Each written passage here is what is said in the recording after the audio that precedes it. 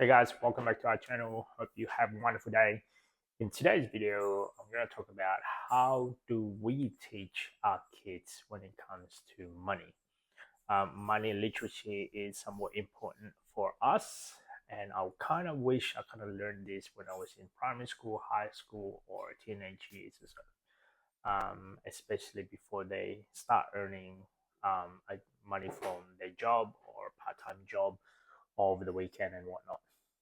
So kind of wish my parents actually taught me this. And right now, this is what we actually doing to our children um, as they go progress along throughout the year, as they grow older, before they get to the stage where they're earning an income outside of our home. So there's about 15 tips or so. So I'm going to break this down into 3 parts process and go from there. So number one, this is not in any way possible of in a row, but number one, it will be use a clear jar for their saving. What I've found is our kids at the age of year 3 and year 4, and what we used to do or what we're still doing at the moment is having different jar for different events, except for the investing side of it. So every week when they earn money, they have to split it in their jars. So number one will be for investing, number two will be spending and giving, and number three would be in case of emergency if they want to go on a holiday for a big ticket item. So those are my 3 jars. Like it could be in any way possible. I'm trying to make it simple as possible for them, but a certain percentage of that has to go to investing. It gives them the momentum every week when we do our payday. They, no matter what, they have to split it in those 3 jars. In the beginning, they split it into its, I guess, even point. Let's say they earn $3 for the week. They just do, or not, sorry, make it $6 a week. They usually just split it into 3 ways. However, now they're realizing, well, my son anyway, we're realizing that investing is a lot more fun when it can grow a lot more faster. He put a lot more in investing and a little bit less on the other two. So that's our way. Make it simple. The next one will be set an example of my own money habits, and then that way they can see, oh, okay, well, if that's my parents doing this, they must be doing it the right way, so I'm going to copy them. Unfortunately, yeah, our kids is pretty much copy on what we do and how we behave when it comes to money. If we behave a certain way, they're bound to copy that throughout their years. So we're trying to set a good example and how we go about doing things when it comes to our money, and hopefully they can copy that. The next one will be show them the cost of stuff. What I found out that when we go to retailers, in the beginning they just want ABC items without knowing the price point of those particular items. Now instead of doing that, we show them how much it actually costs, and figuring out, do you have the money for that? And then now they're kind of realizing that things cost money, and realizing if they have a budget for it. If it's not part of their spending money, or if they don't have it part of their budget, then they have to wait until they have that particular amount.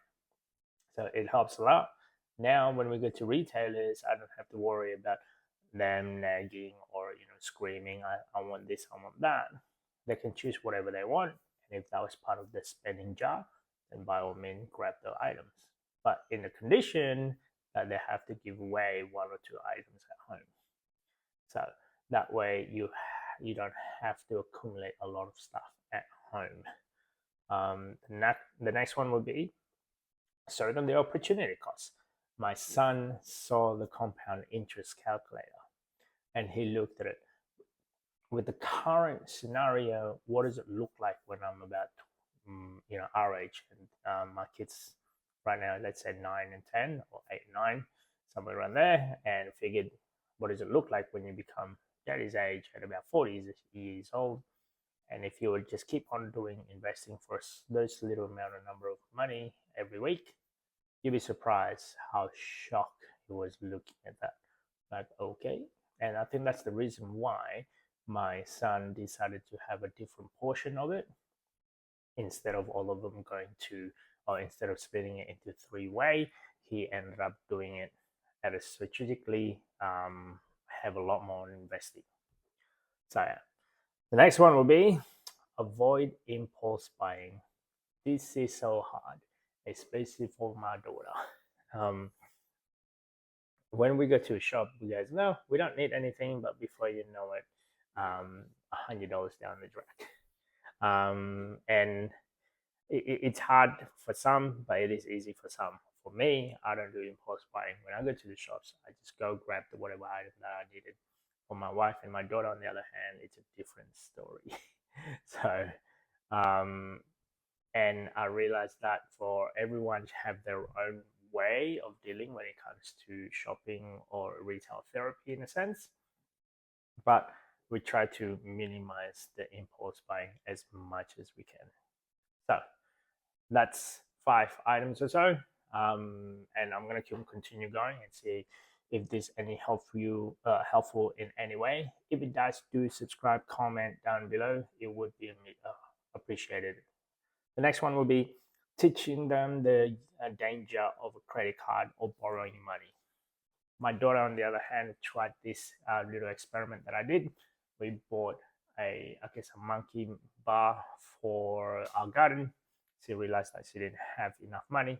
She borrowed as a credit from me, and then realizing that the problem with credit card is that you have to pay more interest, and when you pay more interest, that means you have to work harder or find another way to earn more money.